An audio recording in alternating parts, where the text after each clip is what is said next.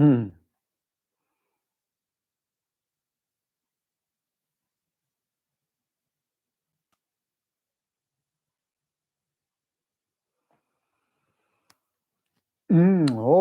okay. Tashi Dele, hello, everybody. Oh, I hope all of you are doing fine. I hope everyone doing fine in samsara. Conventionally in samsara, not so fine. But I think in the wisdom of Dharma, then even in samsara, can be meaningful, isn't it? Okay. We start with a few moments of breathing exercise to calm our body and mind in the present moment.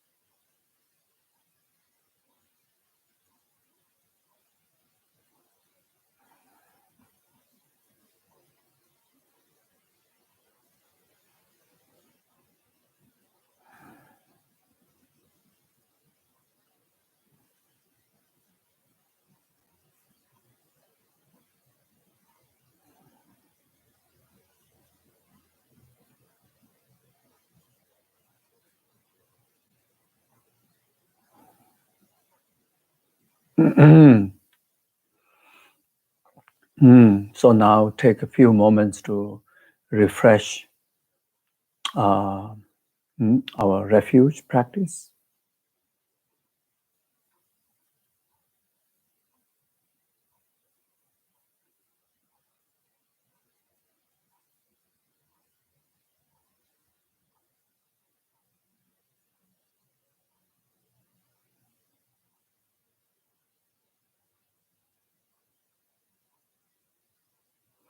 And also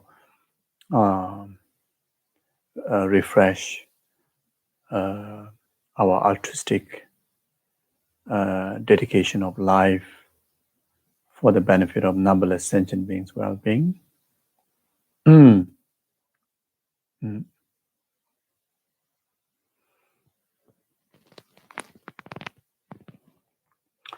Sanje Jodan Zoje Jonala Janjo Bado Dani Jazonje Daje Jinzoje Be Sonamje Dola Benje Sanje Dubrasho Sanje Jodan Soje Jonamla Janjo Bado Dani Jazonje Daje Jinzoje Be Sonamje Dola Benje Sanje Dubrasho Sanje Jodan Zoje Jonala Janjo Bado Dani Jazonje Daje Jinzoje Be Sonamje Dola Benje Sanje Dubrasho Sanje Jodan Zoje Jonala Janjo Bado Dani Jazonje Daje Jinzo Jebe Zonamje Dola Benje Sanje Dubarai Yo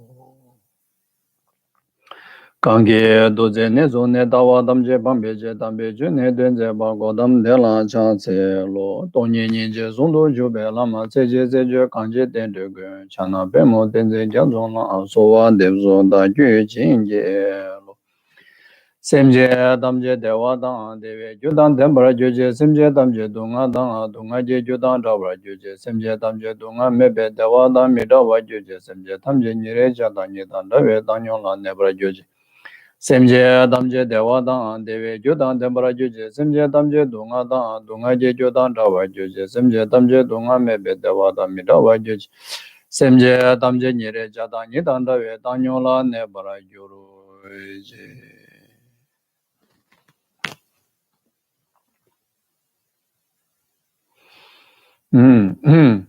So take a few moments, do a short meditation on compassion and love by reasoning if in case there are any obvious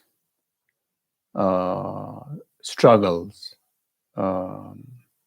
obstacle that came across in your way in the past weeks, in the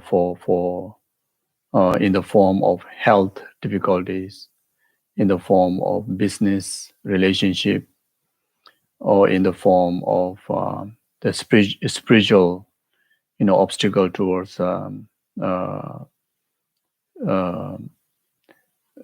the sustainability practice in the spiritual development, or that you have witnessed in the family member or in the society, in the world, through seeing them directly, tragedies, obstacles, occur to them, or you hear from the news, the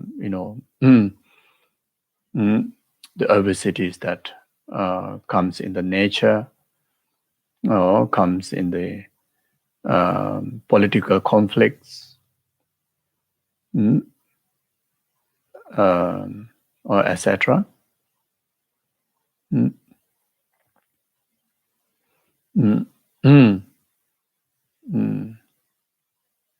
Then also keeping in mind, based on the conviction that you have learned, basis of Buddha Dharma, that there's a definite existence of 6 realms of samsaric living beings,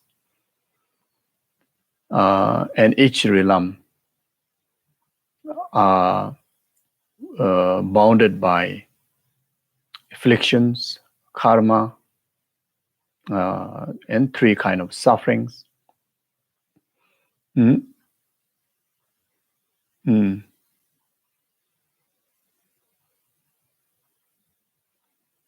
So whatever any of these recommended reasons, that whatever the closest comes to your closest that affects your mind, affects in the sense that it really make you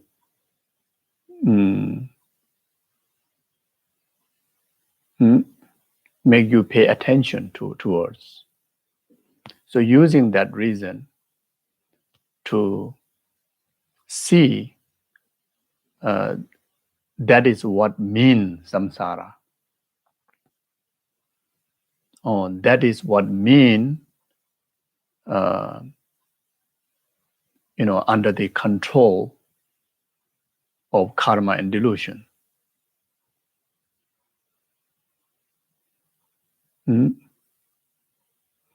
That is what mean completely bounded by 4 currents of obstacles.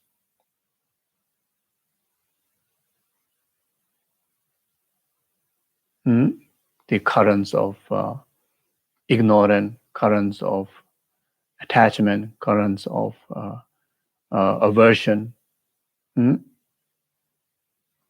and currents of the cyclic existence.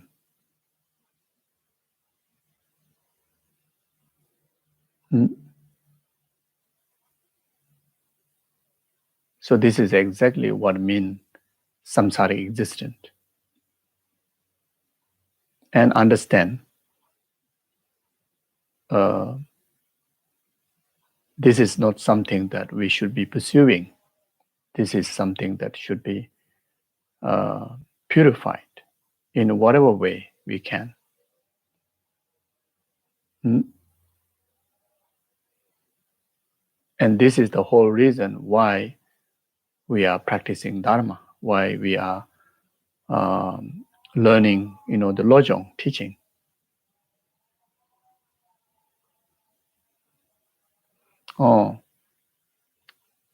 This is the whole purpose of dedicating life in a spiritual practice. And this is the reason why I should, refer to rest of the situation and rest of the living beings, how filthy it is, through the lenses of love and compassion. Only wanting each and every one of these cyclic existing beings to abide in happiness and encounter causes of happiness. Each and every single of these living beings, starting from yourself, free from any form of suffering, and avert,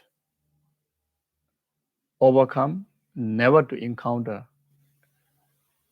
even the slightest causes and conditions of suffering.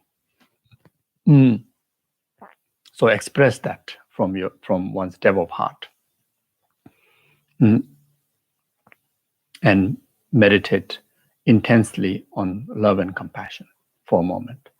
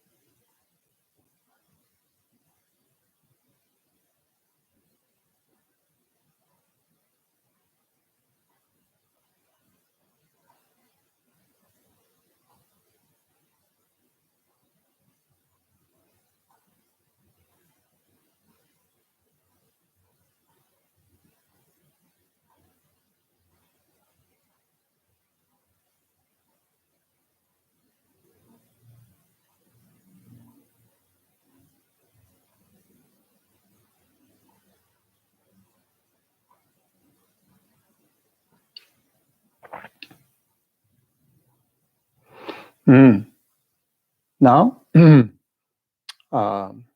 a few moments, meditate on all these object of one's love and compassion, this suffering world, the suffering sentient beings, are result of one's own action. That is called karma.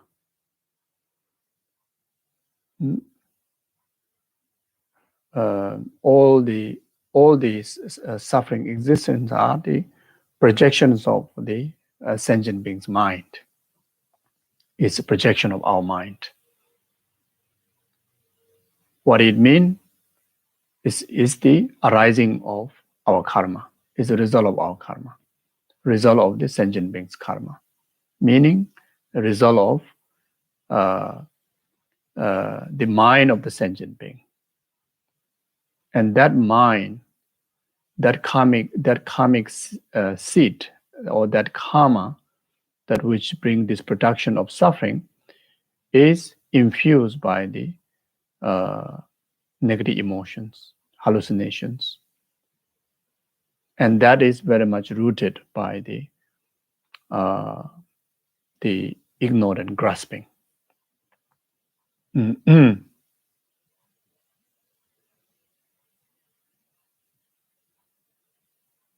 Nothing else than that. Karma, delusion, which all expressions or the infused by the ignorant grasping. So meditate to establish clear confirmation in our heart. This is it. And as long as one able to eradicate the root cause, the grasping ignorance, then rest of the delusions will be able to purify it. Then our mind will be able to purify it. That means karma will be able to purify it. That means suffering can be able to overcome.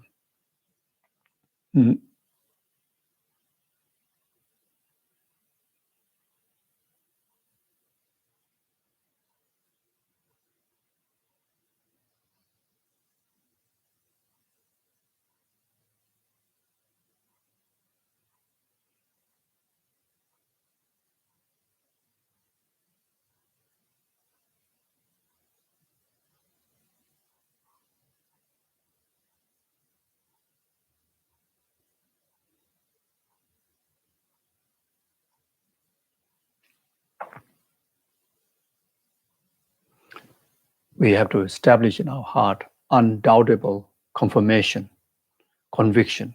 Without this stable conviction, understanding in this, the steadiness in our spiritual development won't be there.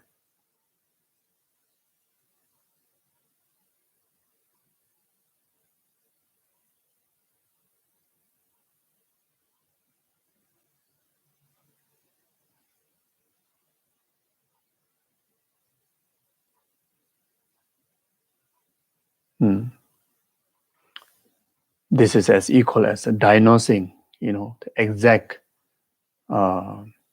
causes of the problem.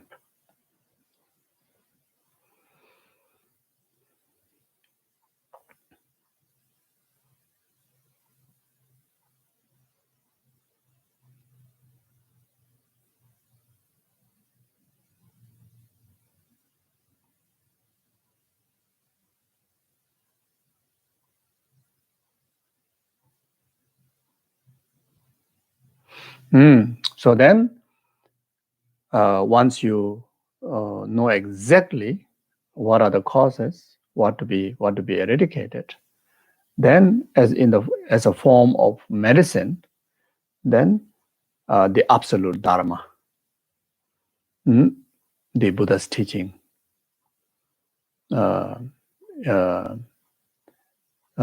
altruistic Dharma, is the only way can able to cure, can able to overcome this root cause. Nothing else. This altruistic Dharma is the direct antidote for that. So now, feel happy, feel fortunate that we have, full freedom, full potential, full capability to actualize this antidote. It is right in our palm.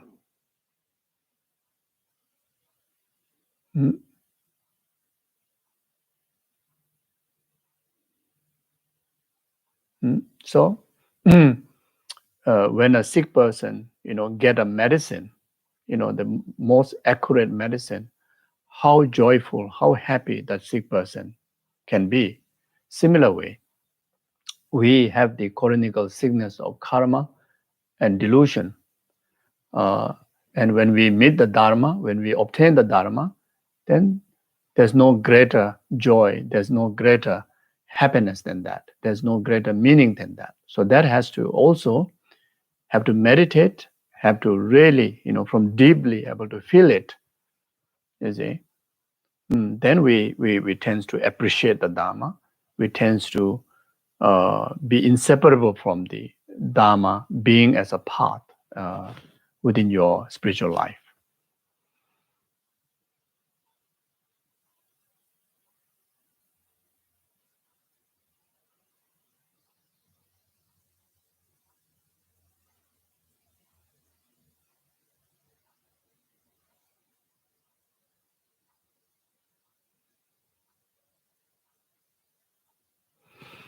Okay, thank you.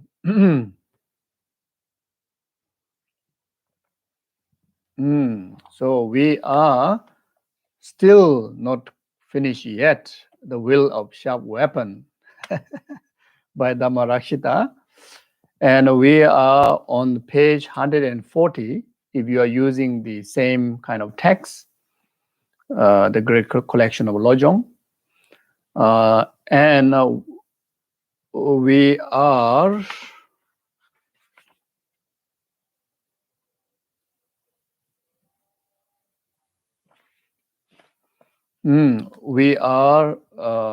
on verse 44. So it says like this: when all the good I have done turn out badly, it is the weapon of evil karma turning upon me for repaying others' kindness with ingratitude.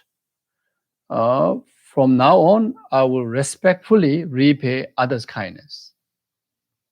Yeah.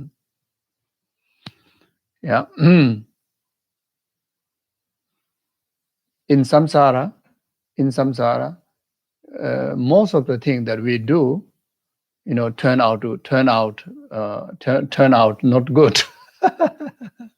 Most of the things that we pursue, the end result is very much comes opposite. Opposite. You see.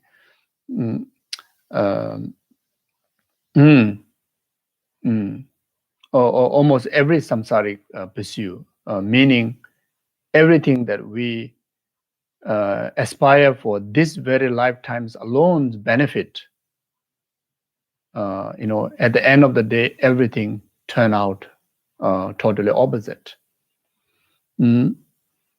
So, see, in another understanding, any worldly pursuit, everything will turn out the opposite that what we aspire for. So, except the Dharma. So the Dharma pursuit is beyond this lifetime's purpose. Beyond this lifetime's purpose. There's no expectation, anything for this lifetime's worldly gains. There's nothing for the fulfillment of the 8 worldly concern. It is beyond that.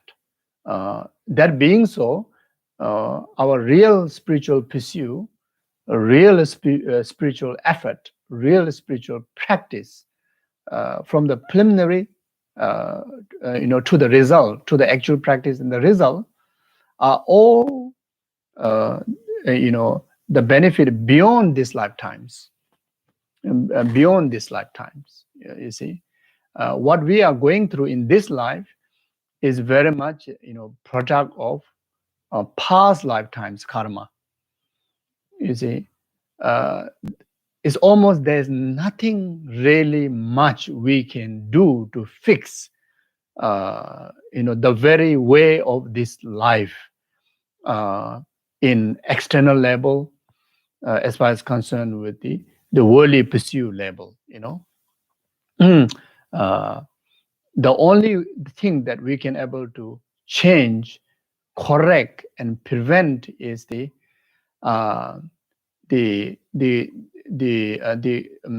consciousness, the mind, the mind that which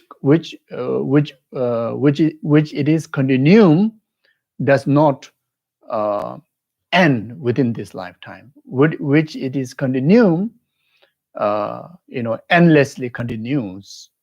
So whatever the changes that we make to our attitude, our consciousness, our mind, will bring the differences in our future, will bring the changes to our future the way we want. You see. So therefore, our spiritual practice is nothing to do with the physical achievements or physical, you know, uh, uh, physical kind of pursuit or material kind of pursuit, you know, or pursue of something in objective level, is very much about the mind, the subject, you see. So so therefore, you see, when we the one that which every single one of us, whether it's human, whether it's other creatures, uh, the aggregate, our body, our basis, uh, we expect, this body to be healthy, to be lasting, to be perfect, and never to die. But all these wishes and expectations at the end will turn totally opposite. Never want to get old. No one can able to prevent getting old. Never want to get sick. No one can prevent. Just matter what kind of sicknesses, even in the physical level. We are already sick. Sick of suffering, of pervasive suffering. Suffering of change. Already exists there. You see, even the suffering of pain just matter of amount. Degrees and differences. When we approach the death, the immediate effect is the pain, the suffering is the one that which will lead, to the exhaustions of, these aggregates, these physical aggregates, then dies. You see. So we never want to get sick. Even this our ordinary understanding, the suffering of pain, we never want to experience. But it will end. It will end with sickness. You see, and who want to die? First of all, we carry this hallucination of permanent grasping to the life. You see, ever living. You see, then even when we have some kind of wisdom, of understanding that life is impermanent, but still the way how we apprehend our life, our body, apprehend our possessions, the way how we deal with the loved one, so much attachment grasping, the way how we prevent aversion, to those who try to harm you, as if like a permanent enemy, permanent loved one, then those of the stranger, we never put effort to, embrace them, with love and kindness, as if that we will never have a relation with them, and we don't know them at all. You see, these are all quoted by the permanent grasping. You see, but then death comes. Everything come to exhaustion. The way we do business.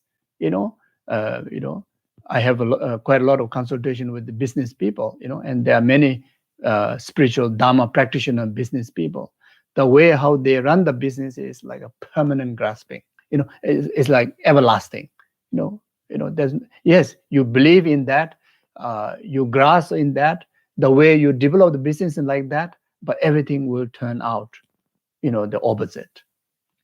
Either the business will some way, before where you are living, there are many business that it collapse.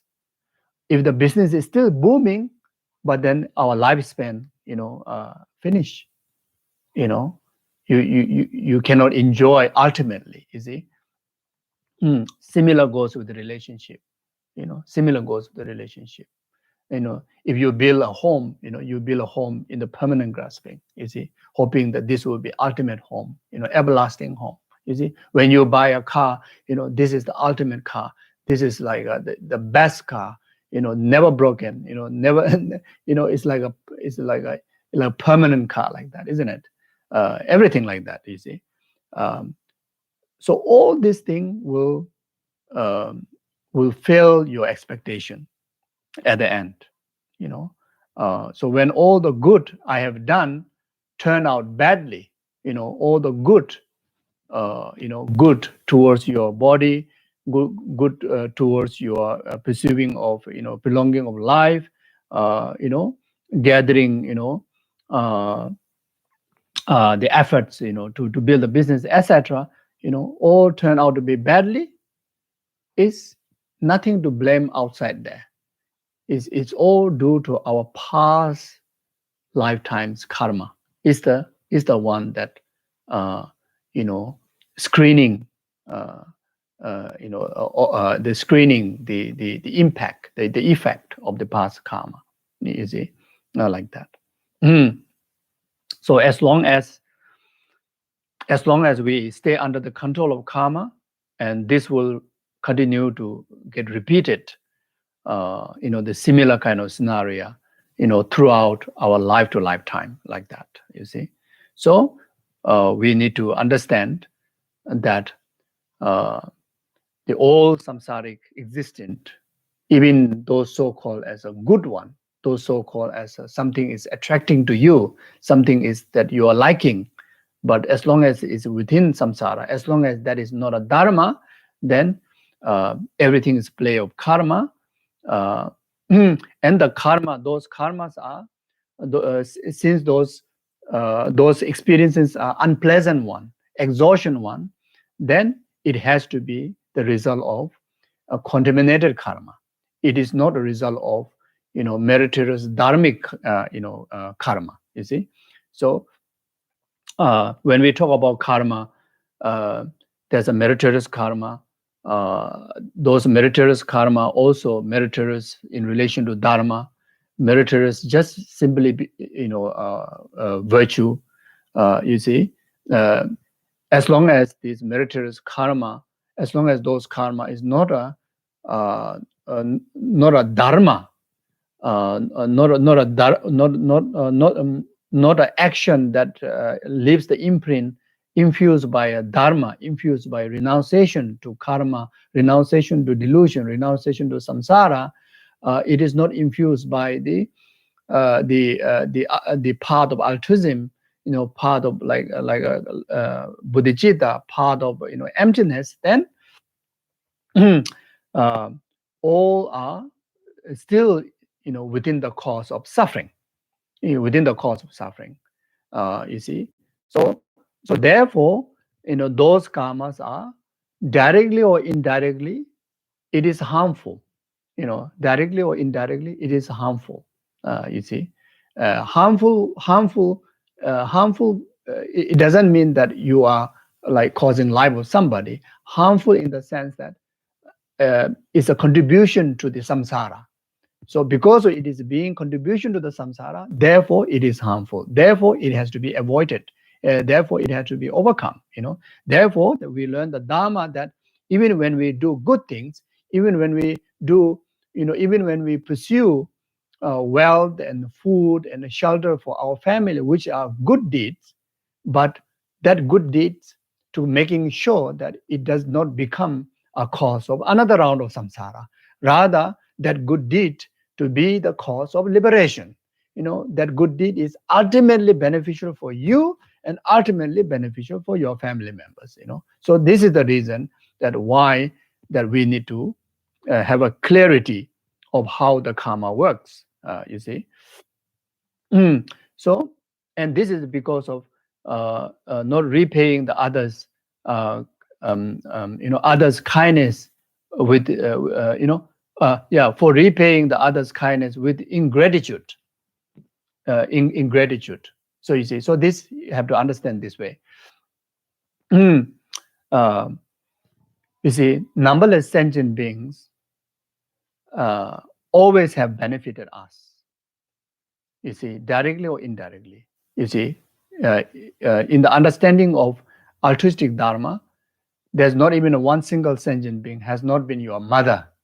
Not only one time, but they has been your mother numberless times. They have been your guru numberless times. They have been your friend numberless times. You see, they have been benefited you numberless times. You see, but But even after meeting the Dharma, even after meeting the altruistic, Dharma like Lojong or Mahayanic Dharma, then it's still, still we are still, stay under the influence, or still follow the self-cherishing attitude, still follow the demand of the self-cherishing attitude, still follow the demand of the self-grasping attitude, and completely, soak into uh, the life dedication, in the pursuit of the worldly purposes, completely, you know, uh,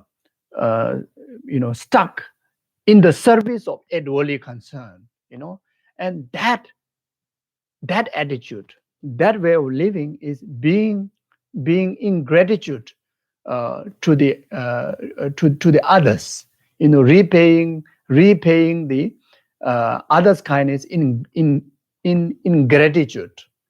You see, in gratitude. You see, so this one have to think a lot to apprehend it. If we don't explain that way, how come? Why is in gratitude? You see, why it is harmful? Why it is negative karma? Why being selfish to take care of myself, uh, without causing anyone's life, without lying, without stealing, not involving any of the 10 non-virtuous action, and I'm wisely working in the coffee shop, in the coffee shop, and earn the living and take care of myself. And what's wrong with that? We may think, what's wrong with that, isn't it? Yeah, what's wrong with that, isn't it? Just focus on my job, focus on my family, and I never cheat other people, What's wrong with that? You see? So in the contents of Mahayana Dharma, that is still wrong. That is still that is still has limitations. That is still is very small thinking from the Mahayanic Dharma point of view, from the Lojong point of view, and that is not the meaning of our life. Yes, you are not directly causing harm to anybody else. Yes, you are not engaging in any of the 10 non-virtuous action, but the capability that you have, the responsibility that you have is much more greater than that, is beyond than that. You see? Yes, you continue to work in the coffee shop, you continue to take care of yourself and take care of your family, but why not you work in the coffee shop for the benefit of all sentient beings?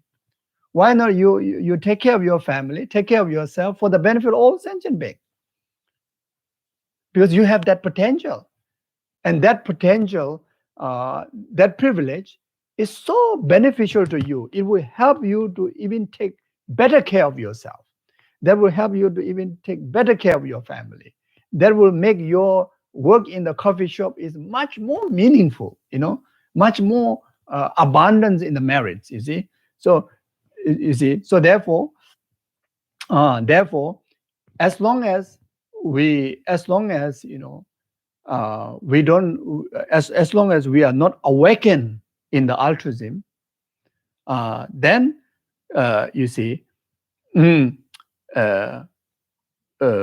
while we have this precious human rebirth, while we meet the Mahayana Dharma, and it's still not awakened in altruism, or not live in the Bodhisattva's way of life, at least in the attitude, then we are in gratitude to rest of the number of the sentient beings.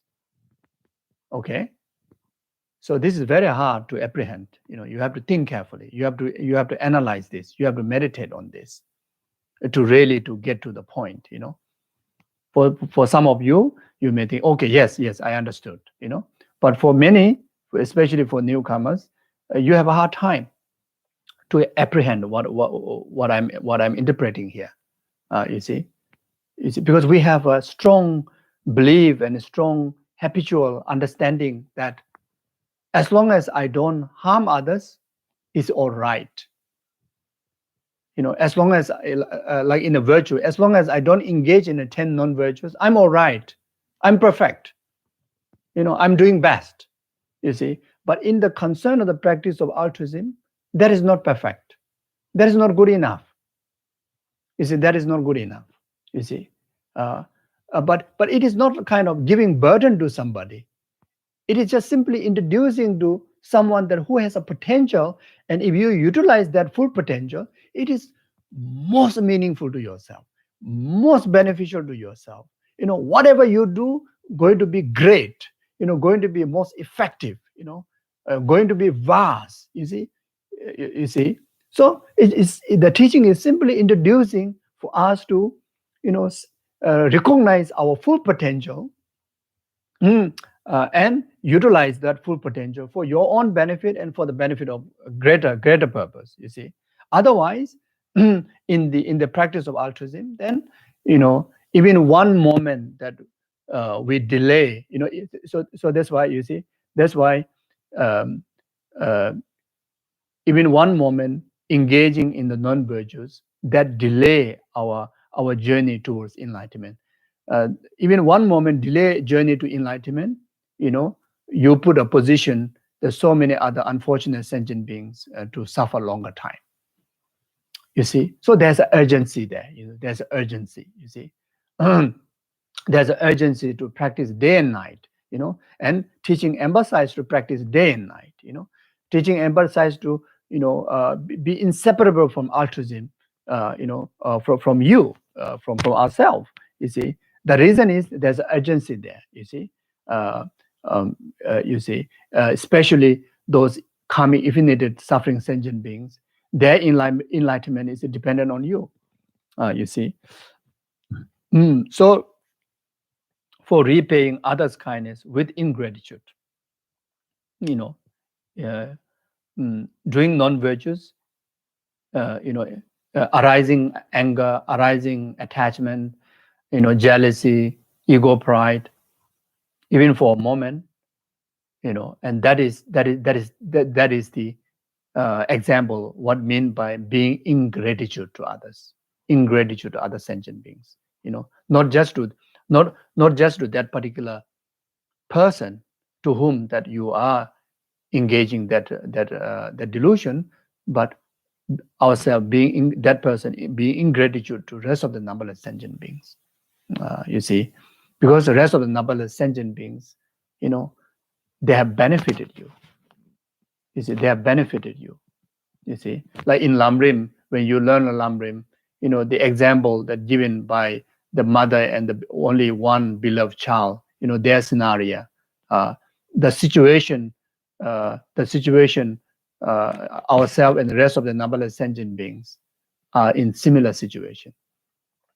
You see, like you are the beloved child, who has eye, who has a perfect, senses, perfect limb, and right in front of your eye, witnessing, the mother who is blind, walking towards the fire pit, and you still, you still sit there and laugh. You still sit there and play.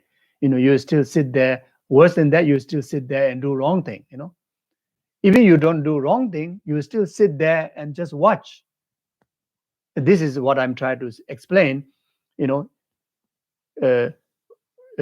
Just not doing non-virtue, but then living comfortably, just concern of your well-being, is exactly like this beloved child, just sitting there and just watching without no feeling, while your blind mother is walking towards the pit of fire. You see, so this is what I mean. I'm talking based on that. You see. So therefore, not only abstaining from causing harm to others in the in the practice of the altruistic Dharma, Lojong Dharma, we have to engage. We have to engage. We have to be in action, in your very best, whatever you can, to reach out to offer benefits. So this is why altruistic Dharma, because in the Dharma of lower capability, as long as you're able to refrain from causing harm, is good enough. You see, why is Dharma or higher capable. Why is Dharma or altruism is, one extra level more than that. That extra one level more than that is not just abstaining from causing harm, but adopting the act of, being beneficial to others. You see, so like that. So therefore, mm, mm, so so in order to overcome these samsaric experiences, whatever good thing we do and fails, as I said on the first line, in order to overcome that, then from now on, I will respectfully repay others' kindness. So from now on, I will engage in compassion in action, love in action. You see, kindness in action, empathy in action. You see, uh, you see all the virtues in action, through our body, speech, and mind. You see. So it meaning that from now on, I will I will sincerely, I will wholeheartedly dedicate entirety of my body, speech, and mind in genuine, in the concern and the genuine in the service of others' well-being. Oh, that is the, that is the respectful way of repaying the kindness. You see, mm, mm, you see, even in the development of the bodhicitta from the seven cause and effect, first you recognize all sentient being as your mother, means all sentient being as most attractive to you, most beneficial being towards you. You establish that relationship first, the understanding of that relationship. Then after that, the second is to train in the repaying the kindness. So when you start to repay the kindness, what are the steps, what are the better way of repaying the kindness? Then the third, fourth, fifth, sixth, and the number seven, and including the result of the number seven, which is enlightenment, are the gradual, the best way to repay the kindness of the numberless mother sentient being. You see, so meaning when you recognize the numberless sentient being as a kind as your mother, then when you engage in the practice of repaying the kindness in expressing love through your body, speech, and mind, then repaying the kindness by expressing compassion through your body, speech, and mind, repaying the kindness by expressing the courageous special heart, the number six, the special heart, the courageous heart. You see, you are rushed to be the first one to benefit others. You are rushed to be the first one to deliver the help. You are rushed to be there for anyone to benefit them, help them. Like that, you see. Then even better than that is to have the heart, the courageous heart of the bodhisattva, the bodhicitta. You see, when you have the bodhicitta mind, when you develop the bodhicitta heart, then you see you don't fear of any adversities, in relation to you, while in the benefit of others. You are not bothered. You see, you are not disturbed in the journey of benefiting others, even it may be cost of your life, even it may cost your life, but never diminish, never discourage the courageous to serve the sentient being, to benefit the sentient being, which is one of the best way to repay the kindness of the numberless sentient being. And not only repaying, whoever comes in your way, but in the dedication of your service is like equally, without any discrimination to any single numberless sentient beings. Every single sentient beings will be treated equally. You see. So then this altruism developed through the 10 bhumis. Then you have 5 parts and 10 bhumis. Then when you actualize the Buddha's, see Buddha's form body, the Nirmanakaya and Sambhavakaya's body, then it is absolute, the greatest way to repay the kindness of numberless sentient beings. in the most best way, most respectful way, you see. So therefore, in the Dharma wisdom, the ultimate benefit of the others is Buddha's, Buddha's two body, was it Buddha's form body, the Nirmanakaya body and Sambhogakaya body. You see, when you achieve that, then the Buddha's Nirmanakaya and Sambhogakaya body, which manifests into the numberless sentient beings equally, on the basis of knowing the mental different dispositions of each and every single numberless sentient being, then will benefit timely and accordingly. Now you may think, if Buddha can able to benefit that, then when my family gets sick, then Buddha is not appearing there. Or when when I get angry, Buddha is not timely benefiting me. You see, Buddha is still benefiting you. You see, Buddha is still benefiting you. Buddha is still benefiting your family member who are sick. But our ordinary mind, cannot understand the thoroughness of the karma. You see, so when you benefit effectively to others, even how powerful the antidote may be, how powerful the Dharma may be, cannot digest even how good it is.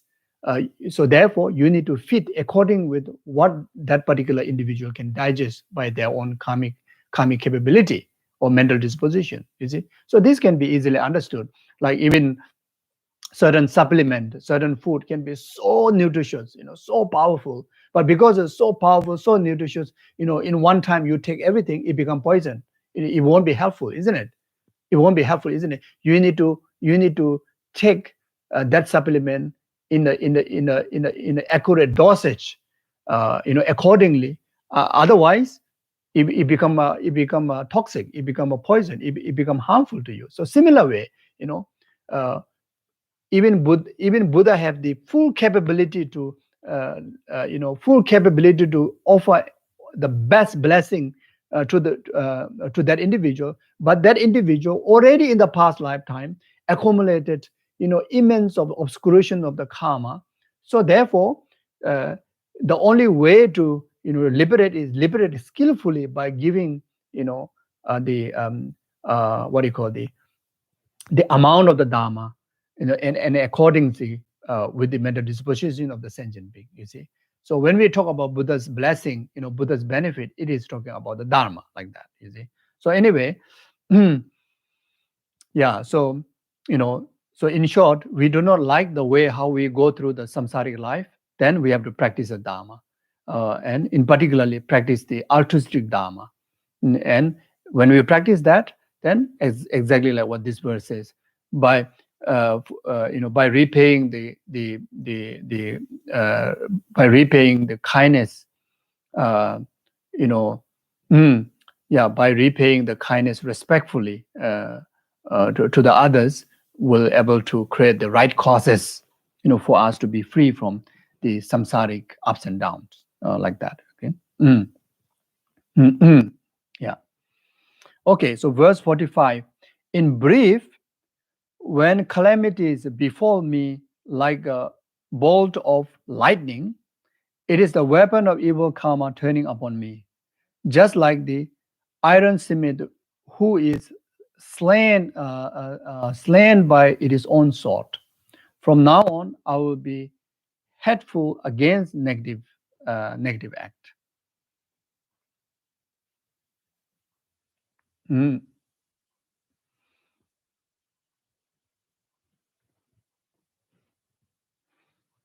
Our our samsaric life is all the time. It's like every day-to-day life is like calamities in befalling, like the ball of lightning, like that.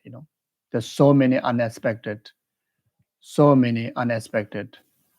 ups and downs, faults in our life. Maybe not physically, but emotionally. Even in the midst of everything is all right, but then sometimes we get depressed. Even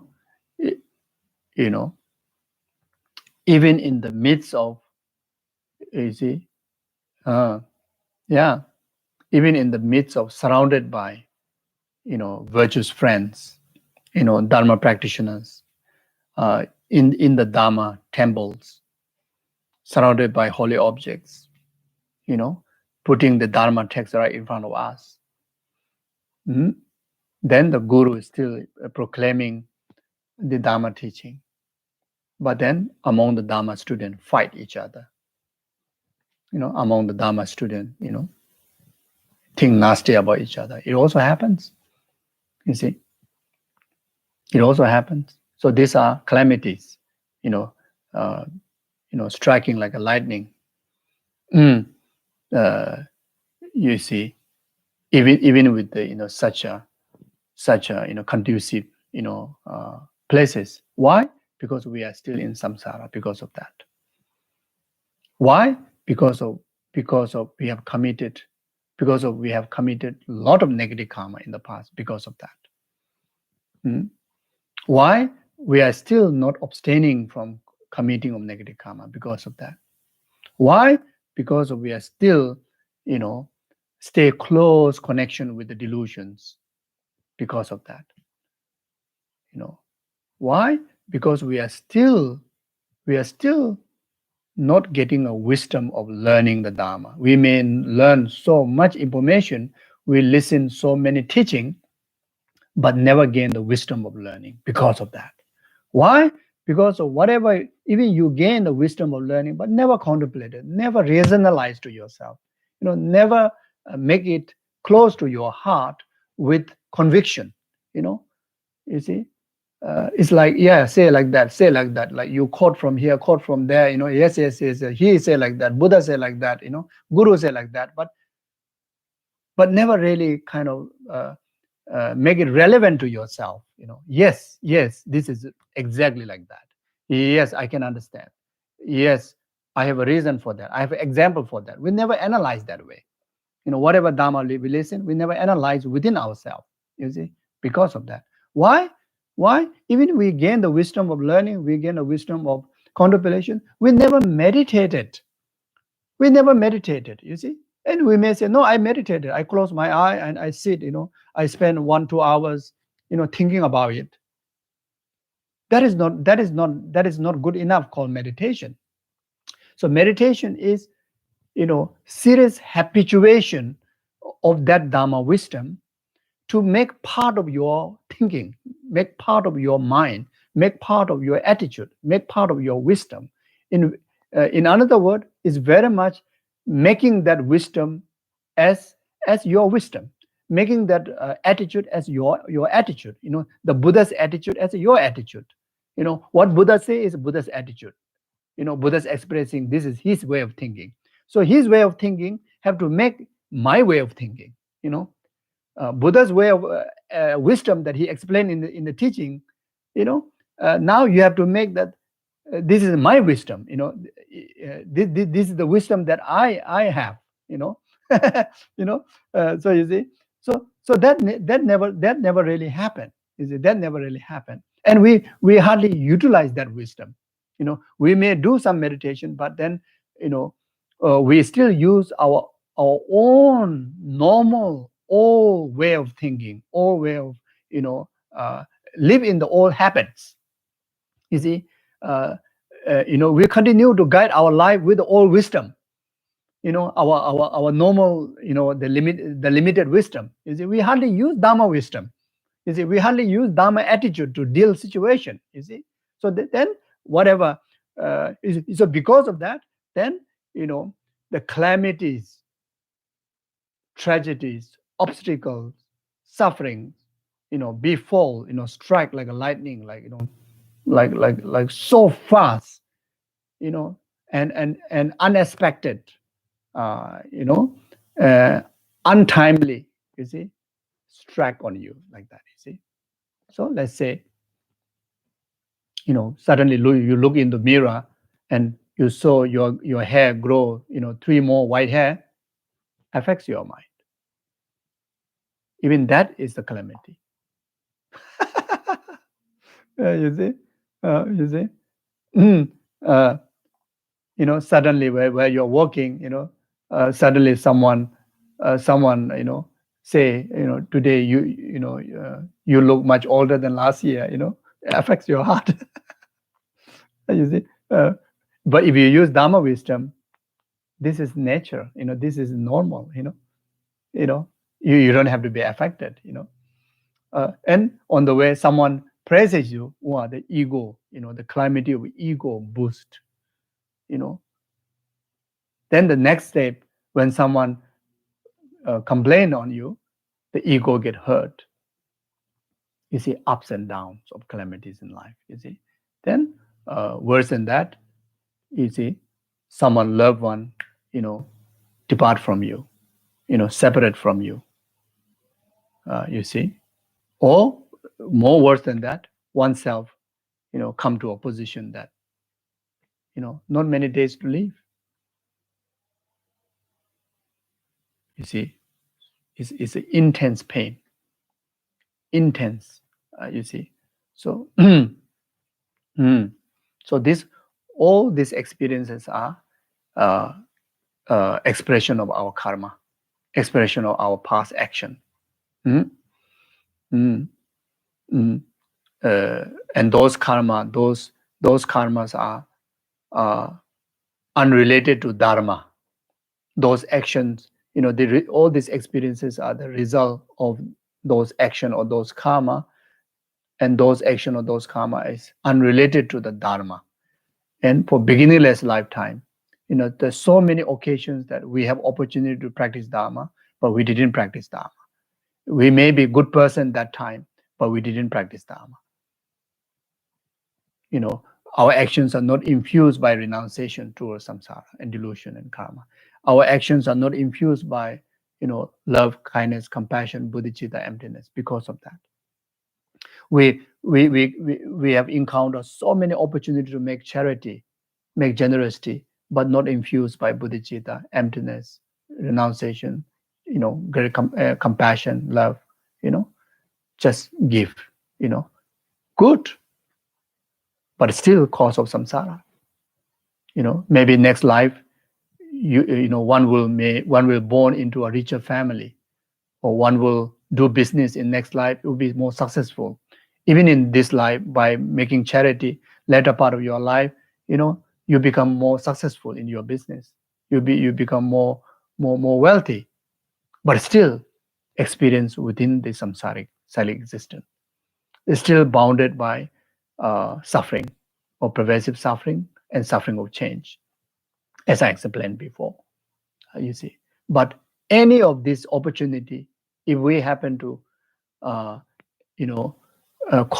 take onto the path to liberation and enlightenment, which simply meaning able to infuse this generosity, practice of generosity, by the heart of bodhicitta, by the heart of great compassion, or by the heart of selflessness, by the heart of emptiness, then those virtues become a huge benefit.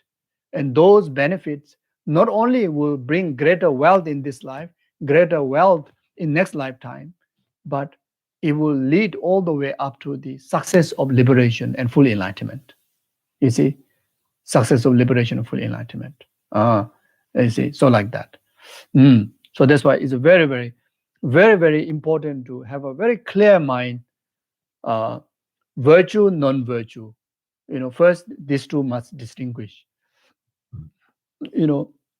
virtue and non-virtue. So non-virtue, anything that infused by delusion, all become non-virtue. Like Nagarjuna's, precious garland says, anything, any action of any thinking, any word, any physical gesture that has the influence of ignorance, that has the influence of, that has influence of ignorance means during that action, you are not aware of any virtue, and that is ignorant. Don't have to be cunning to create that negative karma, but your mind is blank. Your mind is blank, and you step onto the end. That action of stepping on the end, causing the life of end, is negative karma because it influenced by ignorant. You see, now the action that influenced by attachment is, very obvious. Action infused by anger is very obvious. With arising with anger, then you scold people. Arising with anger, you accumulate more other, angry thoughts. The mind of anger, then you hit somebody. Then all these are negative action, and this negative action will leave the imprint in our mental continuum called negative karma. Negative karmic imprint. Negative karmic imprint. You see, and this negative karmic imprint is a direct cause for the suffering that we have to go through. Especially the suffering of three lordly lumps and suffering of pains. Was it? Yeah. Yes. It is a layer by suffering of pervasive suffering, suffering of change, but it manifests into a suffering of pain, also like that. But then those actions that which not infused by Dharma, then, like as I mentioned before, like even a charity, or even a helping hand, some needy one. All these are virtue. This will bring, benefit, the worldly kind of benefit, but that worldly benefit is still subjected to samsara, subjected to pervasive suffering, and subjected to the suffering of change. You see, so ultimately that is not a genuine gain, genuine happiness, genuine liberation experiences. You see, so now when the actions are infused by Dharma, then that actions is defined within the virtue action. Yes, it is a virtue, but it is not ordinary virtue. It is a Dharma virtue. You see, so non-virtue and a virtue. You see, virtue actions are all motivated by good hearts. Motivated by kind hearts. Generous hearts. You see, all these are virtuous action. And all these virtuous actions are infused by the not just being kind, not just infused by kind heart, generous heart, but that kind heart, that compassionate heart, that generous heart is infused by the sense of sense of knowledge of the limitation of samsara, a sense of knowledge of the aspirations of liberation.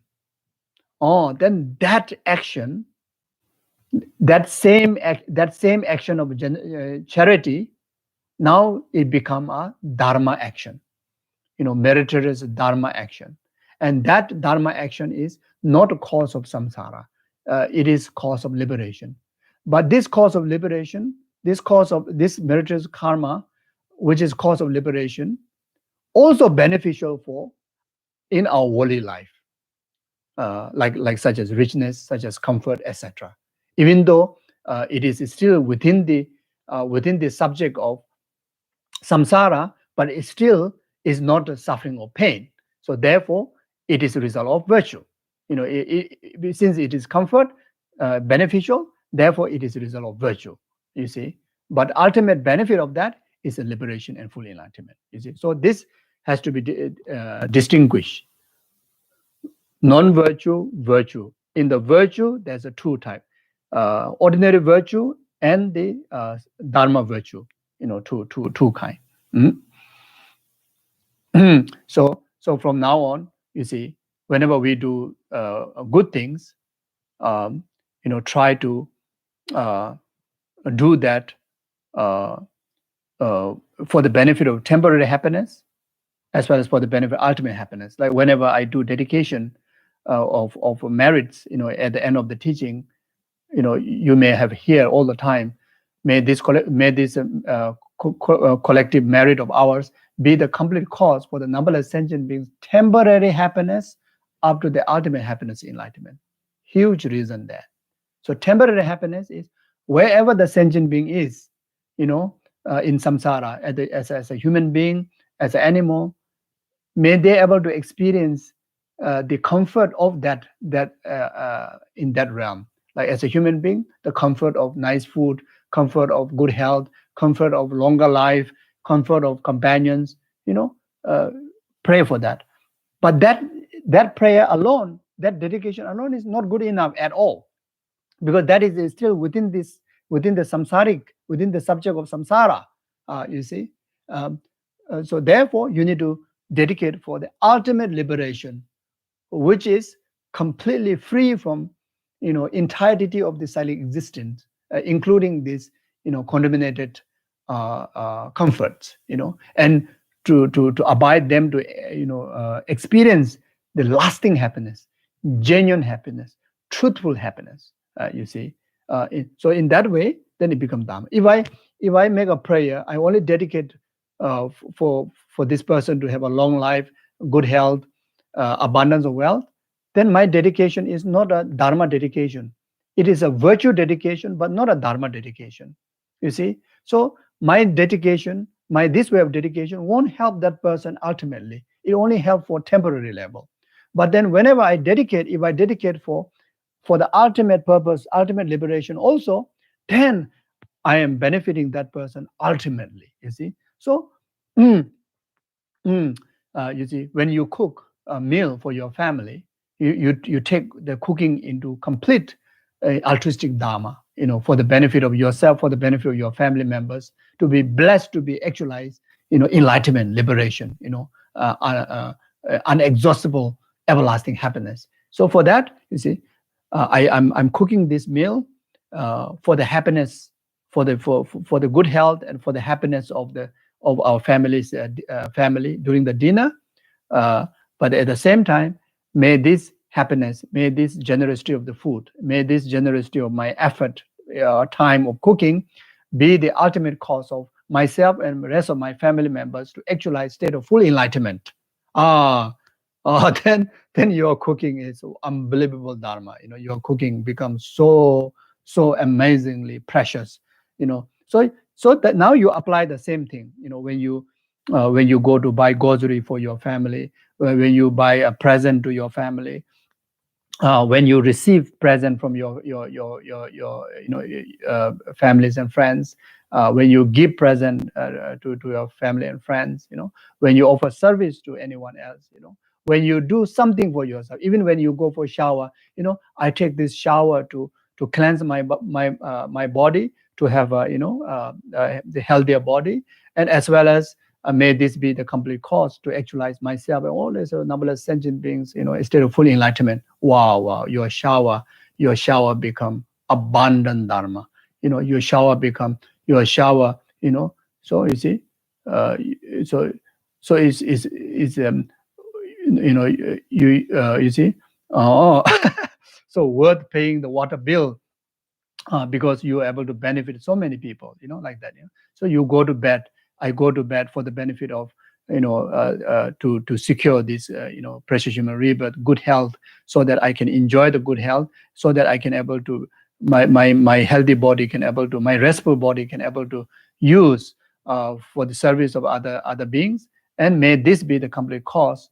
May my sleep, may my purpose of sleep, whatever benefit after the sleep, be the complete cause of numberless sentient beings, enlightenment. Wow. You see, now you go to work, you do the same thing. Now you drive, you do the same thing. When you fuel, when you pump the petrol on your car, you pump the petrol in that way. You see, it's altruistic Dharma. You see, when you do gardening, you do that way. You see, when you go for holiday, you do that way. When you buy a ticket, you do that way. When you give a phone call, you do that way. When you go for coffee, you do that way. You see, when you see flower, you do that way. When you see the light of the sun, you do that way. You see, when you see the darkness, the darkness of the night, even that you dedicate that way. You see, every experience, every existence that come close to your mind, come close to your perception, everything, dedicate for the temporary happiness, of the yourself and sentient being, and ultimate happiness of full enlightenment.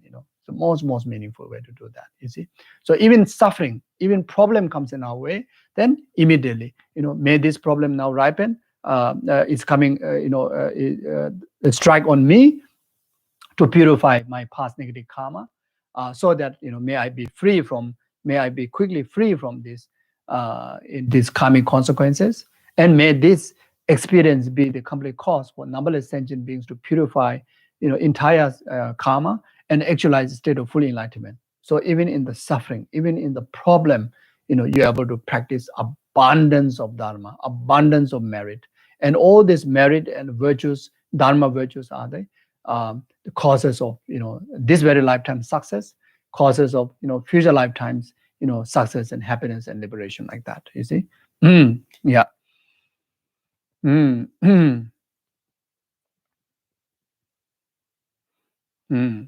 So anyway, it's just like the iron smith who's slain by his own sword. Otherwise, if we don't prevent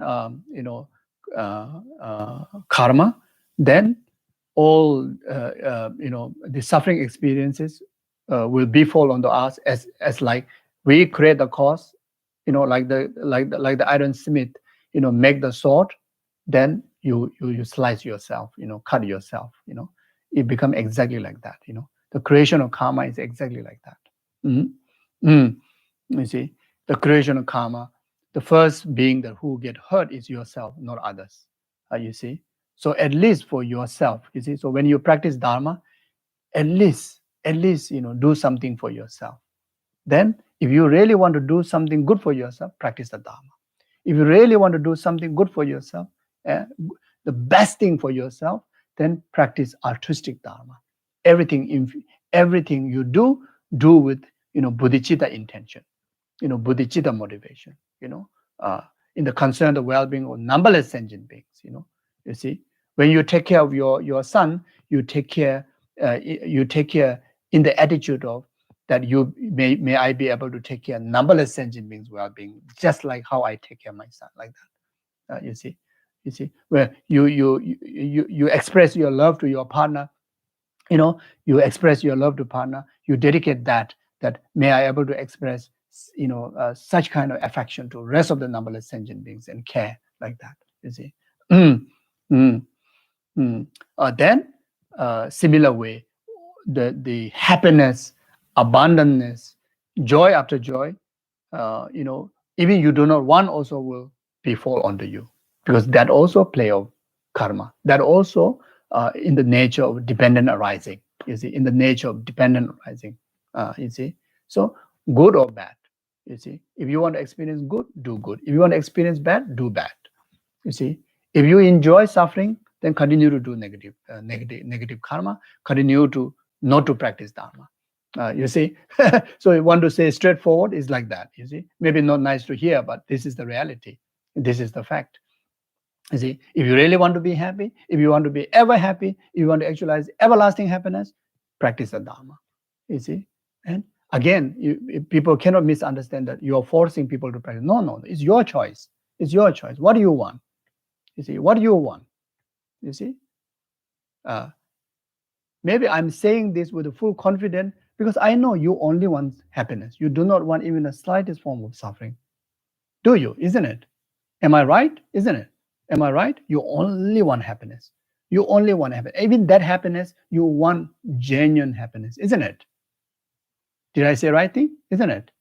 You want that genuine happiness, also a lasting one, isn't it? You don't want just short-term happiness, isn't it? If you are asked to choose lasting happiness or short one, you will surely say, I want lasting happiness. You want everlasting happiness. If I give a choice that you want to experience little blissful happiness or, unimmeasurable blissful happiness, you surely say, I want immeasurable blissful happiness. And this is what we want. And even the ants and cockroaches don't know how to say, the cows and dogs and cats, they don't know how to speak, but what they want is exactly like how we want, what we want, exactly the same. Our innate one thing is only happiness, and that happiness also lasting one. That happiness also the greatest blissful one. And do not want suffering, even the slightest one, even the slightest inconvenience. No one wish to experience, and that is the fact, and that is the nature of our mind. Nature of our being is like that. You see. So if that is the reason, if that is what you want, then this is the whole reason to practice Dharma. This is the whole reason to practice Dharma. This is the whole reason to practice greatest Dharma, altruistic Dharma. Because altruistic Dharma,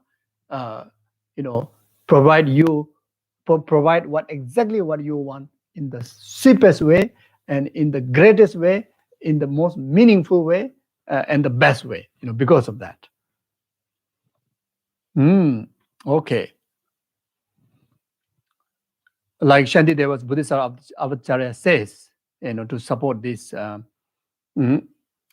this verse, the desirable and undesirable effects the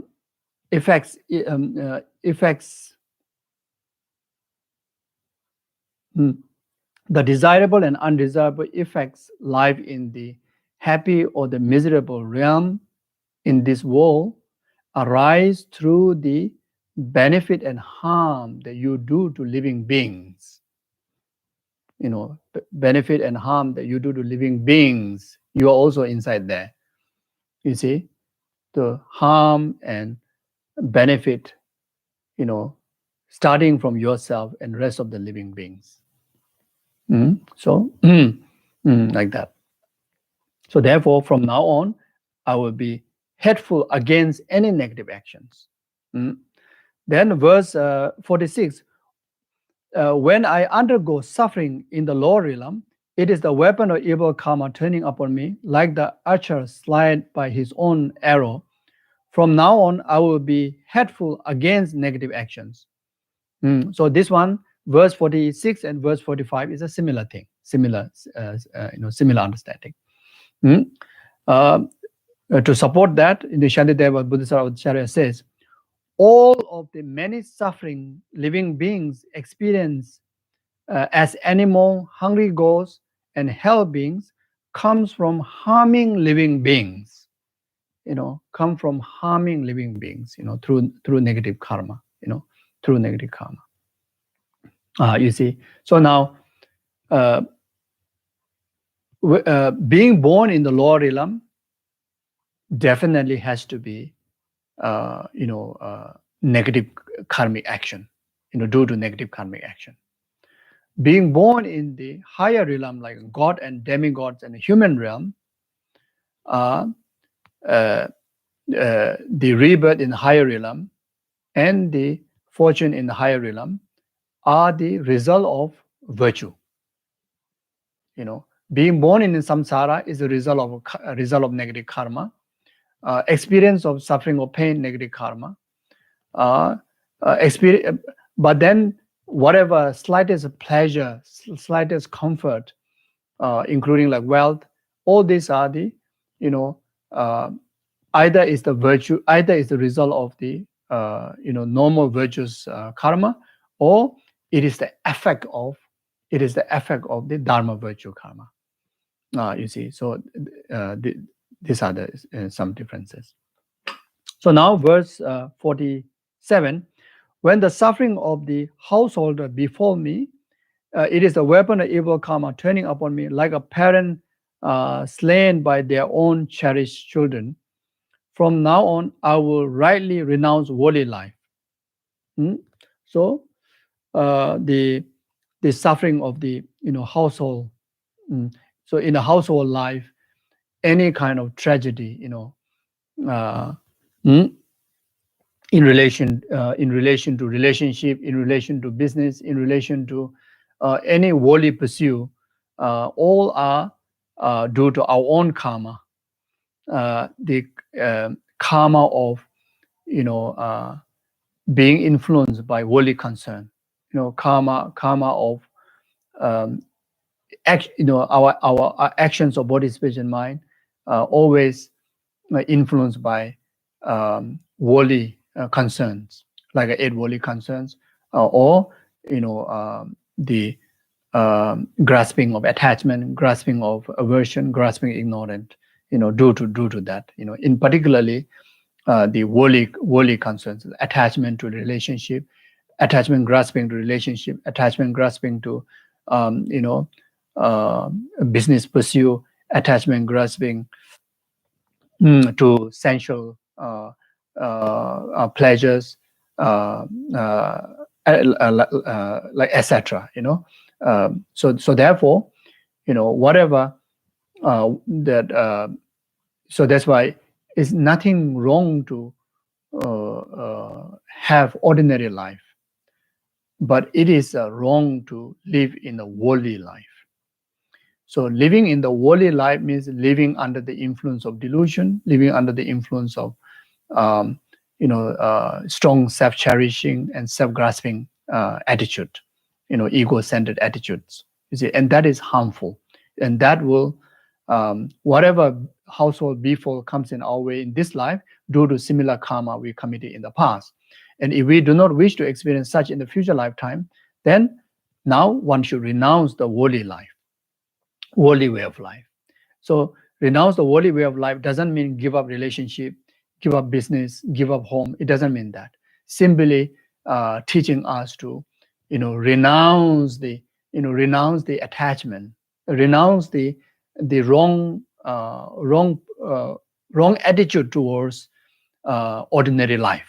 Wrong attitude. Renounce the wrong attitude toward ordinary life. You see, you have a relationship. You have the relationship. You cultivate the relationship as a share love, as a share comfort, as a share companion, as to share benefits, including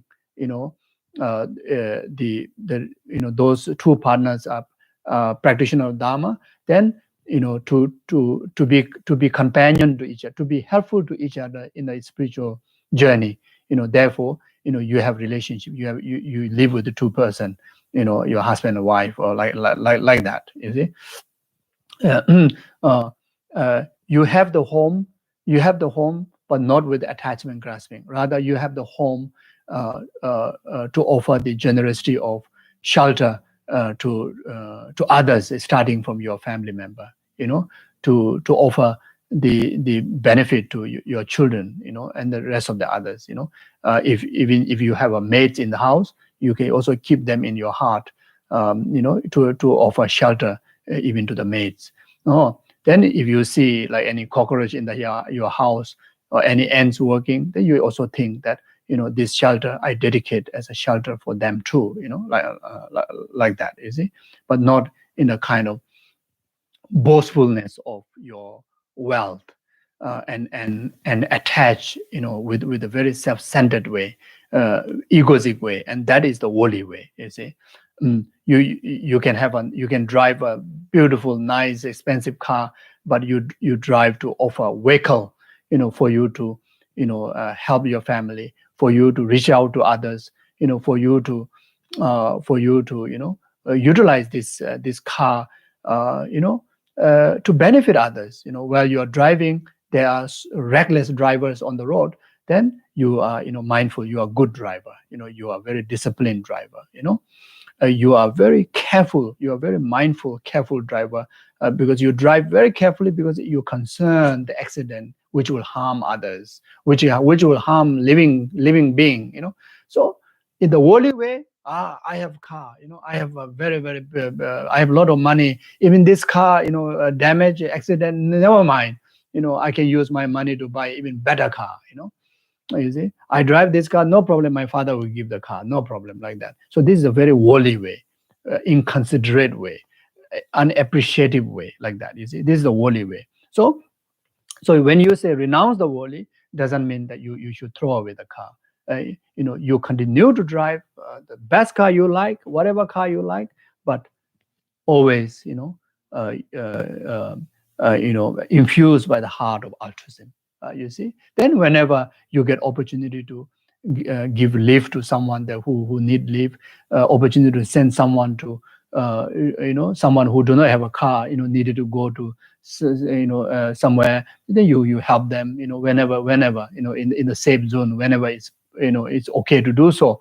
You see, there's so many ways to make it so meaningful, in all wealth, So there's no wrong in having a lot of money. You can have billions and billions of dollars. You continue to earn as much as money as you can, but all this, you are dedicated, and not with the grasping, permanent grasping, to have a big name. I'm rich, to just to have an idea of big account, big balance, but then never be useful, and you earn this money.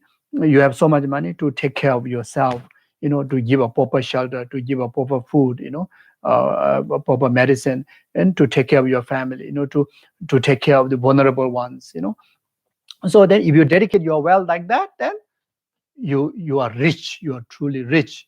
Then you will never exhaust your wealth, because Jimbe Longjo Timge, when you do that, when you think like that, when your wealth is in the charity mood, altruistic way, altruistic, from the 6 parameter, the practice of generosity is the Mayanic Dharma, infused by great compassion, infused by bodhicitta. Therefore, it is a altruistic Dharma. So in this kind of people will never be poor, never exhaust the money, never exhaust the wealth. You see, so if at least start with your thinking. Then physically, then of course we are so habitual to only keep ourselves, never share, only accumulate.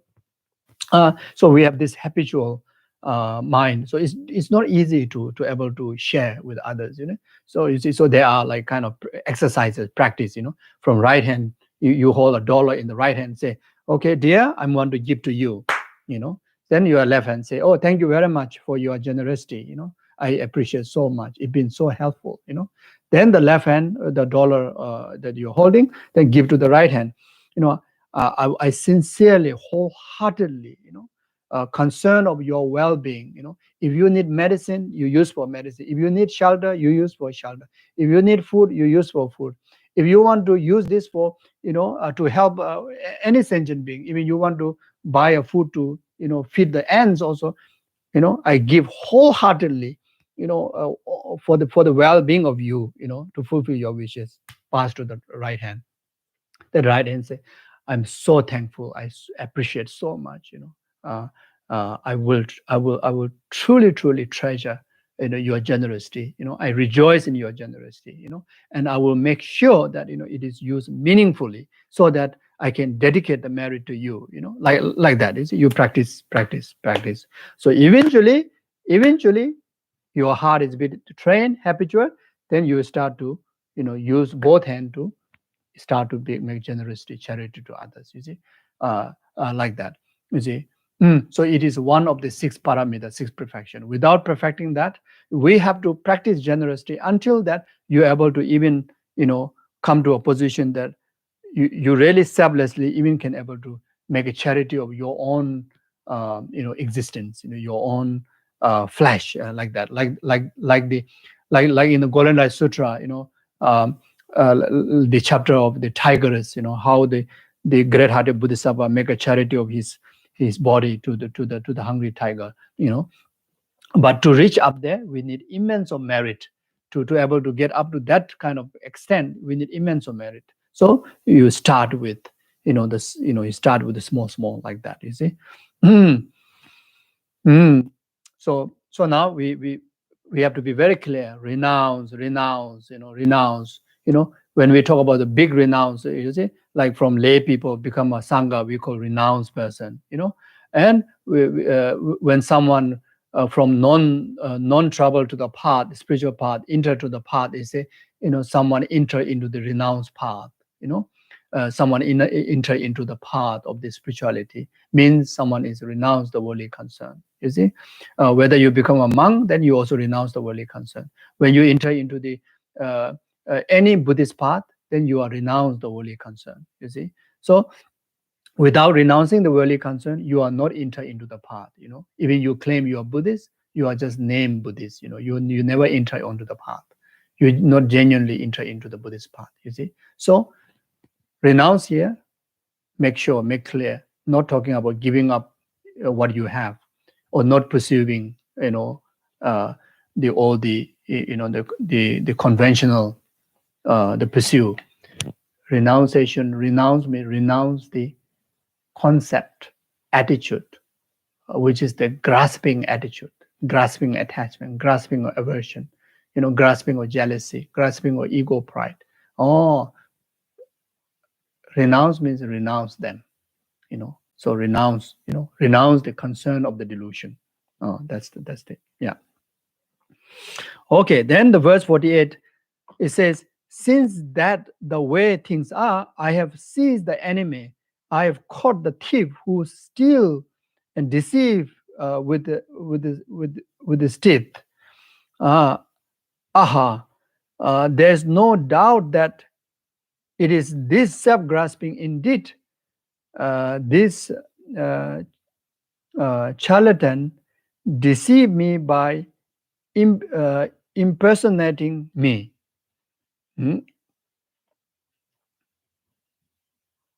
So all the verses that we discuss in many classes up to this verse,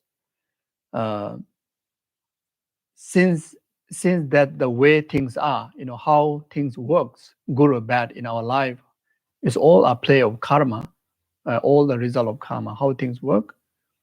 Now I realize that all this, the suffering experiences, the karmic display, are all infused by delusion, and that delusion is rooted by one root cause, which is called the self-grasping attitude.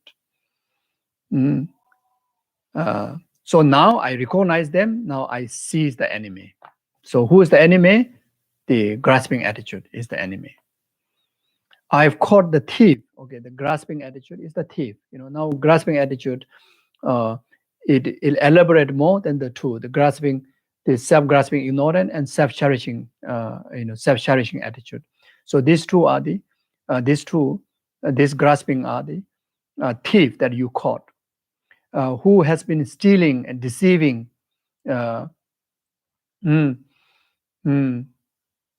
deceiving your merit, deceiving your happiness, deceiving your spirituality, spiritual benefit, deceiving every goodness, without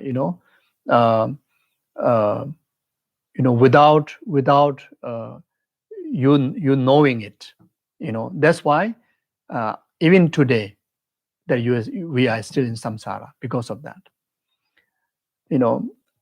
Emma is a kind of word of like a shocking expression or amazed expression. There's no doubt that it is the self-grasping indeed. So therefore, there's no doubt. Now 100% we know. Now confirm the real enemy, real harm giver is a self-grasping, is the one. So this calamity deceived me by imprisoning me. This self-grasping attitude is always, appear in the disguised manner. Even though there's no, there's nothing to grasp, but then you establish, the object to be grasped, then they actualize the grasping attitude. You see, you establish the false basis of the I, the false basis of the rest of the existing phenomena, and on that false basis, then you apprehend as a true existence. In other word, on the basis of your mind and body, your five aggregates, you establish as a true existence, inherent existence. Then on the basis of this true existence, inherent existence aggregates, you establish the ownership of a person called I, which is the inherent existent I, true existent I, independent existent I. You see, and this true existent I, the I, which is the ego-centric ignorant, which hallucinate in the in the many form of delusions, like attachment, anger, etc. Then whatever this delusion demand, as if like the demand of the person, the demand of the real person, even though there's no real person, even though there's no real true existing person, even though there's no real true existing basis of the aggregates, even though there's no real true existing um, the delusions, even though there's no real true existing the demand of the delusions, even though there's no real true existing object that which is demanding by the delusion, but everything pretend to be real, everything perfectly disguised, skillfully, pretended to be everything real. The eye is real, the basis of eye is real, the attitude of the eye, the delusions are real, the object that is pursued, all things are real. Then restlessly make this existence of the person as a service to that, service to fulfill the demand of the false eyes demand, which is the delusions demand, which is the self-grasping attitudes demand, which is the demand of the attachment, demand of the aversion, demand of the jealousy, pride, all the worldly demands are the demand of the false eye, you see. So now, now you know, now you know that all are false, false basis, false identity, and false demand, and there's a false object to be demanded, because of in the past I have been cheated. Now I know I able to catch the thief, so now I get liberated. You see, now I get liberated. You see, liberated by the wisdom. Yeah. So then, so it is similar like this. Like the great Nirvana, great final Nirvana Sutra that I've quoted also last time. Those who go to no, not this one. Oh no. It's a Shantideva's Buddhisara of the Charya. It says like this: self-cherishing has harmed me in all my married lifetimes in silent existence. You, O mind, though you spend countless eons wanting to accomplish your own welfare through such great hardship, you have accomplished only suffering. When you, self-cherishing, ruined me before, that was another time. Now you are unable to, because I recognize you. You see? So now I recognize you. Where will you go?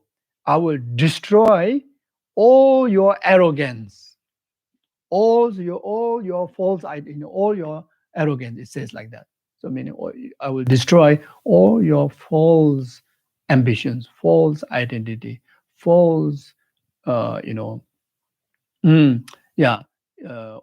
pretensions. I will destroy all your pretensions. So now, from next verse onward, verse 49 onward, the expressions of the wisdom. That now you see.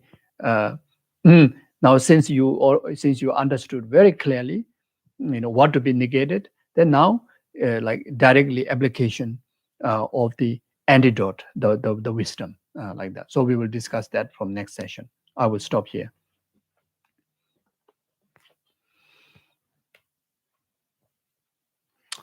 Okay, so we do short dedication. Whatever merit that we accumulate individually, collectively,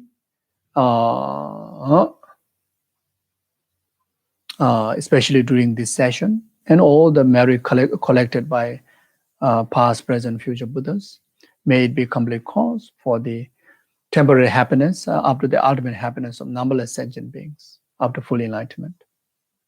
May this collective merit be complete cause to eradicate this, this any form of adversities, natural disaster, then any form of suffering, even in this human world, the pandemic, to be overcome as soon as possible. May this quality merit become the cause to actualize the antidote, and may it be most effective and able to get everyone into normal routines of the life, which is also well transformed through past experiences of the karmic consequences, and able to actualize virtuous dharma, altruistic way of life. May this quality merit be a complete cause. All the good people in this world, like His Honorable Dalai Lama, Kyabje Lama Sopa Rinpoche, and yourself and your family members and rest of the other beneficial beings, to have always enjoys perfect health, long life, and fulfill all your wishes. May this quality merit be a complete cause. All the world leaders to pacify their delusions and actualize loving kindness, compassion, and right wisdom, including those of the leaders, organizations, leaders of family, and yourself who leads your life, to only equip with the virtues, loving kindness, compassion, and wisdom, so that anyone under their leadership able to enjoy only happiness and virtue. May this quality merit be complete cause for anyone who pass away, pass away, and especially those who pass away within last 49 days.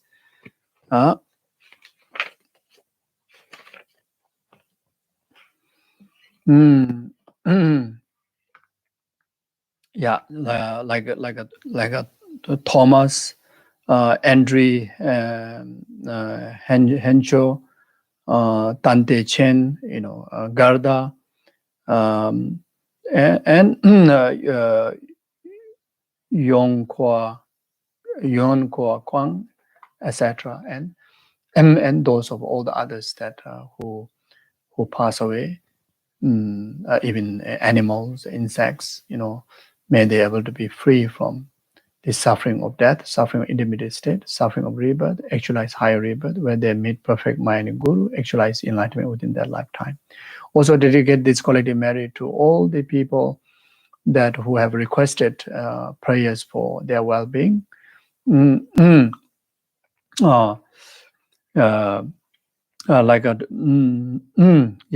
So maybe no need to read all the names.